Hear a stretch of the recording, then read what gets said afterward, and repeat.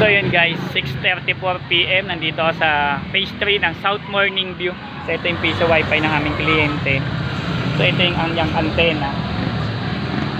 So yung bendo na to hindi galing sa amin, EW71.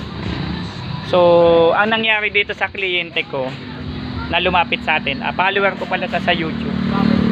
Yun. So ang nangyari dito ay nilagyan niya ng password yung antenna. Una-una ni-reset siguro. Tapos naging free internet daw.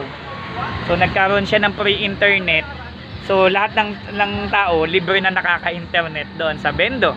So ginawa, ni-reset din niya and then nalagyan niya ng password accidentally. Siyempre walang alam yung kliyente.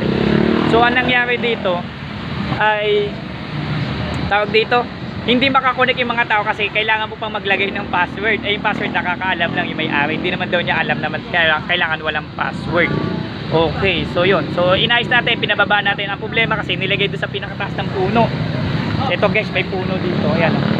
Nilagay siya sa puno, sobrang taas. Kaya pinababa ko pa yung pinababa ko pa yung yung antena. So yun. So okay na siya. Na-reset ko na. Ang problema naman, corrupted naman yung memory card at saka sira din yung USB tulan. So pinalitan namin siya ng USB tulan at na-reflash na siya. Ngayon,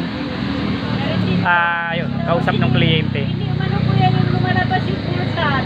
Ayun. So yun.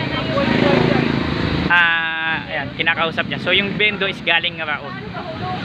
So yun, so kailangan niya yung license. So wala sa amin yung license. Kaya in-explain ko agad prior sa yung client ko, well aware na doon sa license number. So sa mga taga-raon, sana ibigay niyo yung license ng kliyente. Sayang naman, no? Ayan.